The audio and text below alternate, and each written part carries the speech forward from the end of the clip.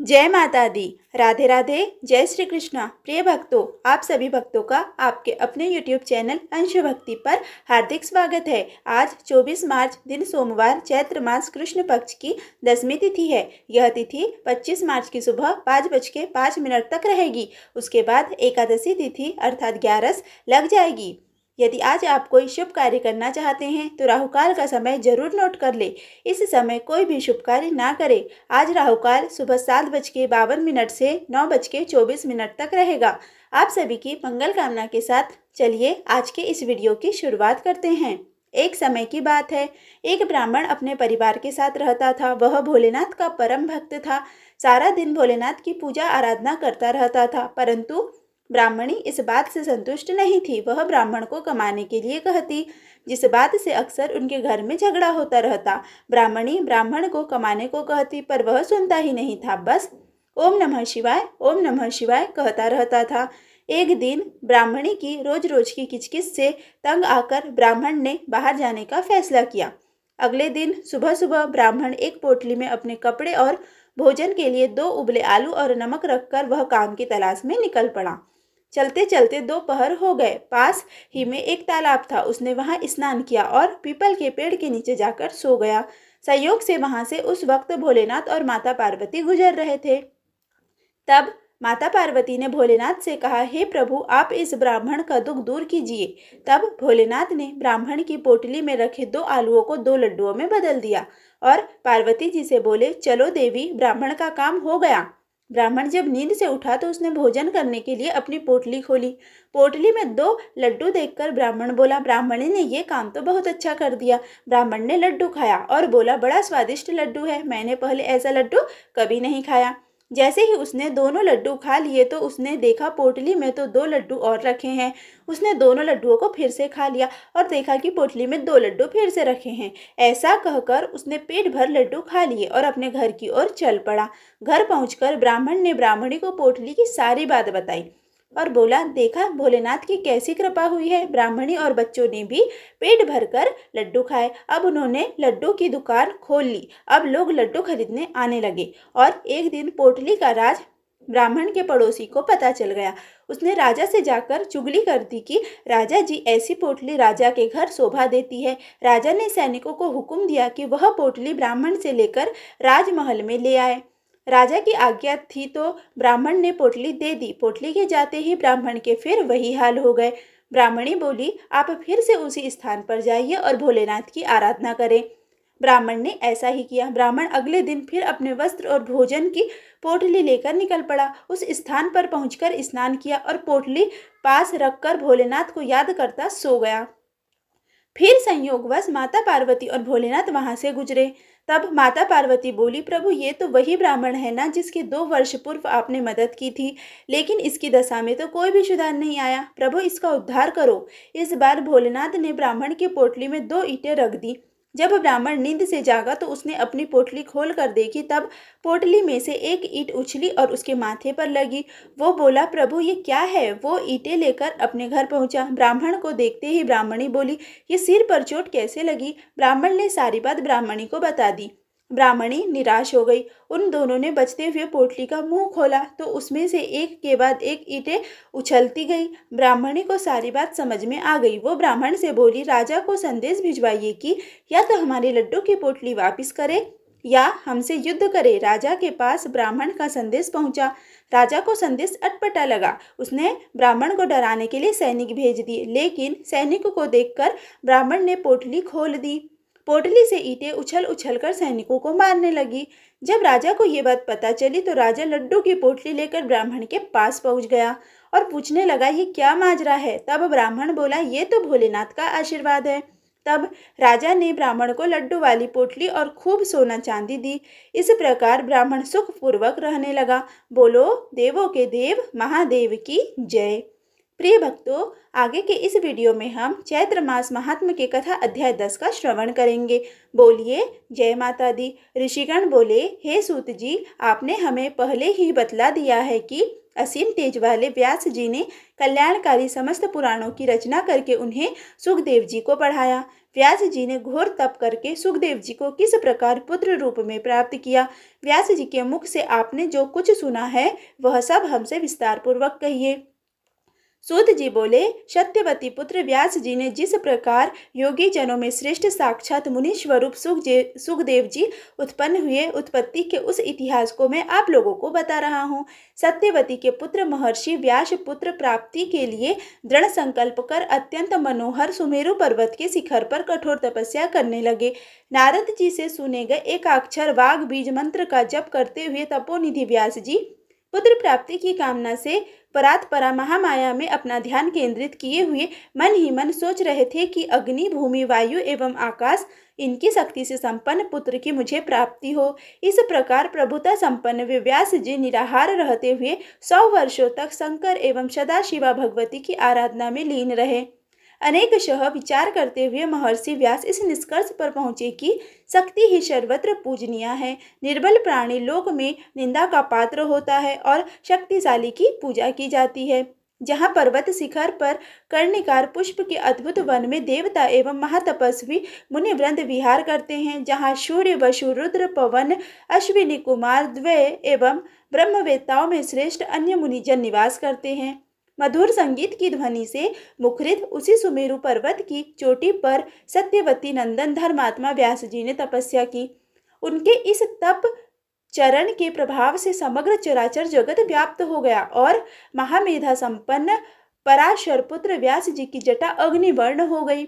तदंतर व्यास जी का यह तेज देखकर इंद्र भयभीत हो गए। तब इंद्र को भयाक्रांत तथा व्याकुल देखकर भगवान शंकर उनसे कहने लगे। शंकर जी बोले, हे सुरेश्वर, आपको क्या दुख है? हे इंद्र, आज आप इस तरह भयग्रस्त क्यों हैं? तपस्वियों से कभी भी ईर्ष्या नहीं करनी चाहिए, क्योंकि मुनिगण मुझे शक्ति संपन्न जानकर ही तपस्या करते हैं। हे तपस्वी मुनि लोग कभी भी किसी का अपकार नहीं चाहते हैं।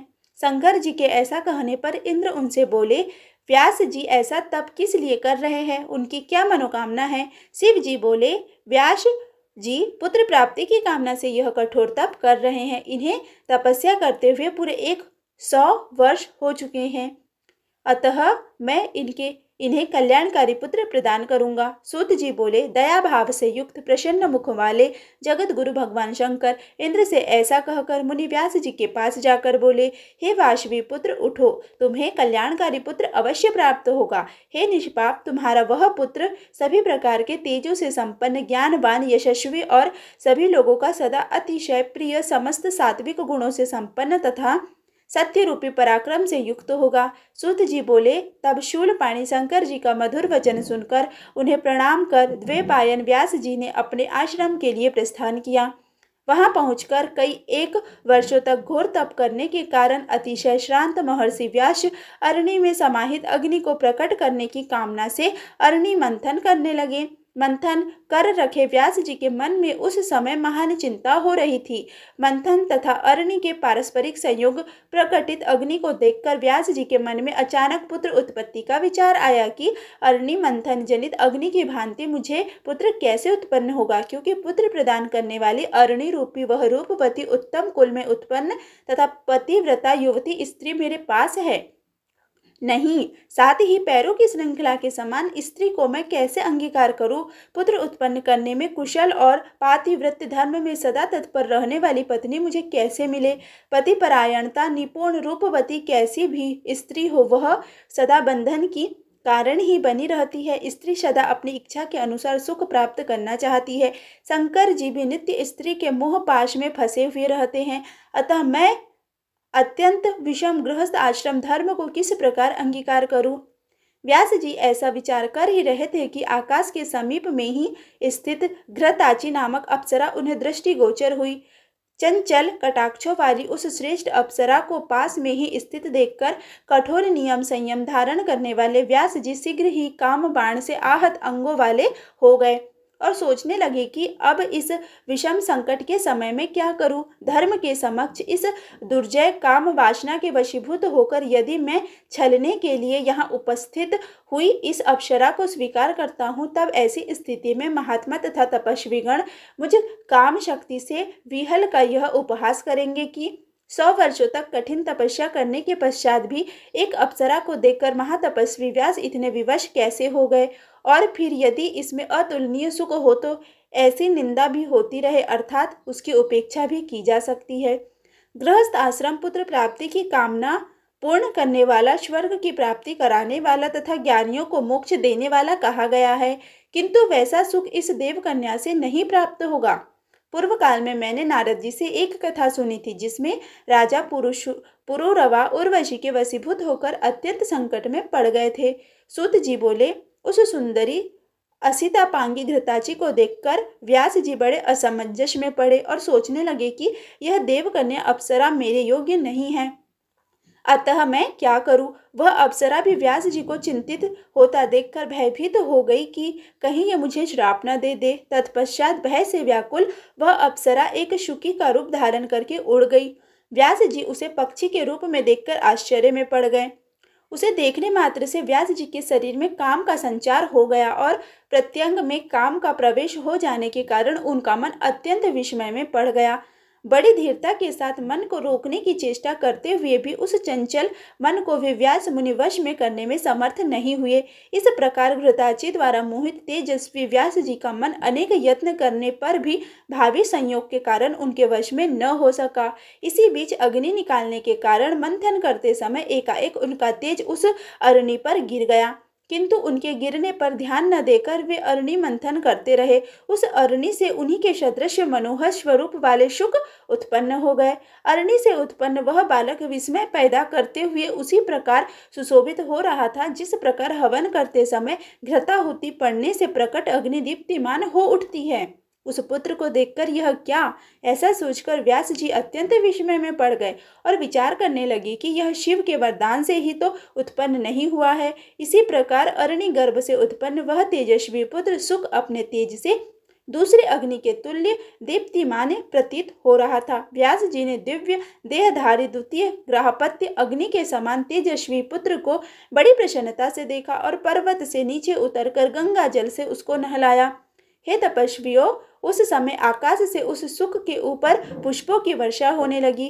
व्यास जी ने उस महात्मा शुक का जात कर्म आदि संस्कार किया। उस समय देवताओं ने दुंदुभिया बजाई और अप्सराओं ने नृत्य किया। उस बालक के दर्शन की लालसा वाले विश्वासु, नारद, तंबुरु आदि सभी गंधर्वराज प्रसन्न होकर शुक के जन्म पर गान करने लगे। सभी देवता तथा विद्याधर भी अरणी के गर्भ से उत्पन्न उस दिव्य व्यास पुत्र को देखकर प्रसन्नता पूर्वक उनकी स्तुति करने लगे।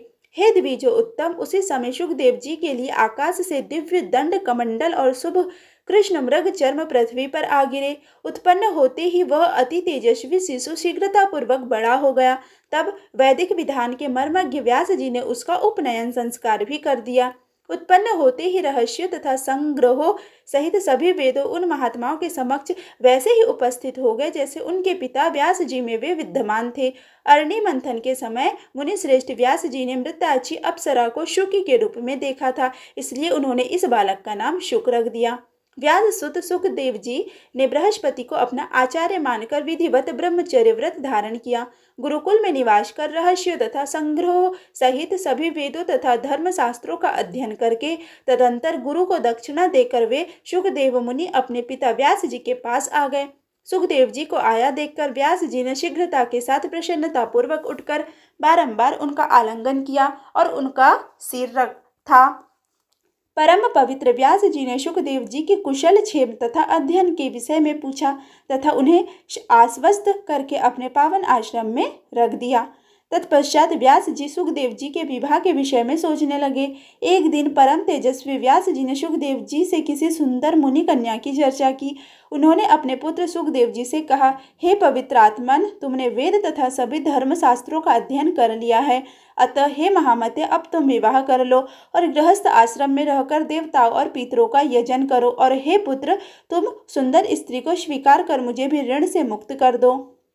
अपुत्र की गति नहीं होती और उसे स्वर्ग कदापि नहीं मिलता, इसलिए हे महाभाग पुत्र, अब तुम गृहस्थ आश्रम में प्रवेश करो और हे शुक, हे पुत्र, गृहस्थी बसाकर मुझे भी आनंदित करो। ऐसा करके हे महामते, हे पुत्र, तुम मेरी महान आशा परिपूर्ण करो। हे शुक, कठिन तपस्या करके मैंने तुम्हारे जैसा अयोनिज पुत्र पाया है। हे महाप्राज्ञ, तुम देवता रूप हो, अतः मुझ पिता की रक्षा करो। सुत जी बोले, हे ऋषियों, ऐसा कहने वाले व्यास जी के पास उपस्थित विरक्त सुखदेव जी ने गृहस्थ आश्रम में अनुरक्त अपने पिता से कहा। सुखदेव जी बोले, हे महामते, हे धर्मज्ञ, हे वेदव्यास, आप क्या कह रहे हैं? मुझ शिष्य को आप तत्व ज्ञान का उपदेश दे, मैं आपकी आज्ञा का पालन करूंगा। व्यास जी बोले, हे पुत्र, तुम्हारे लिए मैंने सैकड़ों वर्ष कष्ट सहकर जो तपस्या की और शिव को आराधना की, उसके फल स्वरूप मैंने तुम्हें पाया है। किसी राजा से मांगकर मैं तुम्हें प्रचुर धन दूंगा। हे महाप्राज्ञ, तुम श्रेष्ठ यौवन प्राप्त करके सुख का उपभोग करो। सुखदेव जी बोले, हे तात, आप बताएं कि इस मनुष्य लोक में भला विपत्ति रहित कौन सा सुख है? बुद्धिमान लोग दुख से युक्त सुख को सुख नहीं कहते हैं। हे महाभाग, स्त्री पाकर मैं उसी के वश में हो जाऊंगा, तब भला आप ही बताइए, परतंत्र होकर और विशेषतः स्त्री के वश में रहकर मैं कौन सा सुख पा सकूंगा? लौह या काष्ठ के फंदे में जकड़ा हुआ पुरुष कदाचित छूट भी सकता है, किंतु पुत्र कलत्र के बंधन में फंसा हुआ प्राणी कभी भी बंधन मुक्त नहीं हो सकता। यह शरीर विष्ट एवं मूत्र से परिपूर्ण रहता है, वैसे ही स्त्रियों का शरीर भी होता है। हे विपेंद्र, तब कौन बुद्धिमान पुरुष उससे प्रीति करना चाहेगा? हे विप्र शिरोमणे, मैं अयोनिज हूँ, तब योनिजन्य सुख में मेरी बुद्धि कैसे होगी? मैं भविष्य में भी अपनी उत्पत्ति किसी योनि में नहीं चाहता, अतः अद्भुत अध्यात्म सुख को छोड़कर मैं विटुमूत्रजन्य सुख को क्यों चाहूँ? अपने आप में रमण करने वाला कभी विषय सुख का लोभी नहीं होता। मैंने सांगोपांग वेदों का अध्ययन किया और जाना कि वे हिंसामय हैं तथा कर्म मार्ग के प्रवर्तक है। मुझे गुरु रूप में बृहस्पति प्राप्त हुए, वे भी गृहस्थी के सागर में डूबे हुए हैं। अविद्याग्रस्त हृदय वाले वे मेरा उद्धार कैसे कर सकेंगे? जैसे कोई रोगग्रस्त वैद्य दूसरे के रोग की चिकित्सा करता हो, उसी प्रकार मुझ मोक्षार्थी के गुरु गृहस्थ है, यह विडंबना ही है। इसलिए ऐसे गुरु को नमस्कार करके मैं आपके पास आया हूँ। अब आप तत्व ज्ञान का उपदेश देकर मेरी रक्षा करें, क्योंकि मैं इस संसार रूपी सर्प से अत्यंत भयभीत हूँ। इस महाभयंकर संसार चक्र में प्राणी मात्र को सर्वदा नक्षत्रों की भांति टक्कर काटना पड़ता है और सूर्य की भांति दिन रात उन्हें भी कभी विश्राम करने का अवसर नहीं मिलता। हे तात, इस संसार में आत्मज्ञान को छोड़कर कौन सा सुख है? मूढ़ जनों को सुख वैसे ही प्रतीति होती है जैसी विष्ठा के कीड़ों को विष्ठा में होती है। वेद शास्त्रों को पढ़कर भी जो सांसारिक सुख में फंसे रहते हैं, भला उनसे बढ़कर मूर्ख और कौन होगा? उन्हें तो कुत्ते, घोड़े एवं सुअर आदि पशुओं के समान धर्म वाला समझना चाहिए। दुर्लभ मानवता को पाकर और वेद शास्त्रों का अध्ययन करके भी यदि मनुष्य इस संसार में बंधता है, तो दूसरा भला कौन बंधन मुक्त हो सकता है? इससे बढ़कर संसार में कोई दूसरी अद्भुत बात नहीं है कि पुत्र कलत्र और घर के बंधन में पड़ा हुआ भी पंडित कहलाता है। जो मनुष्य इस संसार में माया के सत्व रज तम रूपी तीनों गुणों से बंधा नहीं जाता है, वही विद्वान, बुद्धिमान एवं शास्त्र में पारंगत है। दृढ़ बंधन में डालने वाले व्यर्थ विद्या अध्ययन से क्या लाभ? उसी का अध्ययन करना चाहिए जो शीघ्र ही भव बंधन से मुक्त कर दे। पुरुष को बंधन में जकड़ लेने के कारण ही उसे ग्रह कहा गया है, अतः ऐसे बंधन रूप घर में सुख कहाँ? हे पिताजी, इसलिए मैं भयभीत हूँ। जो अज्ञानी, मंद बुद्धि तथा अभागे मनुष्य है, वे इस मानव जन्म को पाकर भी पुनः बंधन में पड़ जाते हैं। व्यास जी बोले, ग्रह बंधनागार नहीं है और न बंधन का कारण ही है। जो मन से बंधन मुक्त है, वह गृहस्थ आश्रम में रहते हुए भी मुक्त हो जाता है। जो न्याय मार्ग से धनोपार्जन करता है, शास्त्रोक्त कर्मों का विधिवत संपादन करता है, पितृ श्राद्ध आदि यज्ञ करता है, सर्वदा सत्य बोलता है तथा पवित्र रहता है, वह ग्रह में रहते हुए भी मुक्त हो जाता है। ब्रह्मचारी, सन्यासी, वानप्रस्थी तथा व्रतोपवास करने वाले ये सब मनुष्य मध्य उत्तर काल में गृहस्थ के पास ही जाते हैं। वे धार्मिक गृहस्थ श्रद्धा के कारण मधुर वचनों द्वारा सबका सत्कार करते एवं अन्नदान से उन्हें उपकृत करते हैं। गृहस्थ आश्रम से बढ़कर कोई दूसरा आश्रम देखा या सुना नहीं गया है। वशिष्ठ आदि आचार्यों और तत्वज्ञानियों ने इसका आश्रय ग्रहण किया है। हे महाभाग, वेदोक्त कर्म करने वाले गृहस्थ के लिए क्या असाध्य रह जाता है? वह स्वर्ग, मोक्ष तथा उत्तम कुल में जन्म, जो कुछ भी चाहता है वह हो जाता है। एक आश्रम से दूसरे आश्रम में जाना चाहिए, ऐसा धर्मज्ञों ने बताया है। अतः आलस्य रहित होकर गृहस्थ संबंधी कर्म को संपादित करो। हे धर्म के पुत्र, देवताओं, पितरों एवं आश्रित जनों को विधिवत संतुष्ट करके पुत्र उत्पन्न करके और उसे भी गृहस्थ आश्रम में लगाकर पुनः गृह त्याग कर वन में जाकर श्रेष्ठ व्रत का आश्रय ग्रहण करो। वहाँ वानप्रस्थ आश्रम पूर्ण करके उसके बाद संन्यास ग्रह धारण करो। हे महाभाग, इंद्रिया मनुष्य को निश्चित रूप से प्रमत्त बना देती है। जो मनुष्य स्त्री सहित होता है उसे मन 5 इंद्रियों सहित विकल कर देता है। हे महामते, इसीलिए उन बलवान इंद्रियों पर विजय पाने के लिए स्त्री परायण करके गृहस्थ बनना चाहिए। तत्पश्चात वृद्ध अवस्था में तप करना चाहिए। यह शास्त्र वचन है। हे महाभाग, वन में स्थित महातेजस्वी महर्षि विश्वामित्र किसी समय 3 सहस्त्र वर्षों तक निराहार और जितेंद्रिय रहकर अत्यंत कठोर तप करके भी मेनका को देखकर मोहित हो गए और उन्हीं के तेज से पुत्र रूप में सुंदर शकुंतला पैदा हुई। मेरे पिता पराशर जी भी धीरव की कृष्ण वर्णा कन्या को देखकर काम बाण से आहत हो गए और उन्होंने नाव पर ही उसे स्वीकार कर लिया। ब्रह्मा जी अपनी कन्या को देखकर काम से पीड़ित हो गए और बेसुध होकर उनके पीछे दौड़ते रहे। तब शिव जी ने उन्हें रोका। अतः हे कल्याणकारी पुत्र, तुम मेरा हितकर वचन मान लो और किसी कुलीन कन्या से विवाह करके सनातन वेद मार्ग का पालन करो। प्रिय भक्तों, आज का अध्याय यहीं पर समाप्त हुआ। यदि आज का यह वीडियो आपको अच्छा लगा हो तो प्लीज़ वीडियो को लाइक करें, वीडियो को ज़्यादा से ज़्यादा शेयर करें तथा चैनल पर पहली बार आए हैं तो चैनल को सब्सक्राइब करना बिल्कुल भी ना भूलें। धन्यवाद।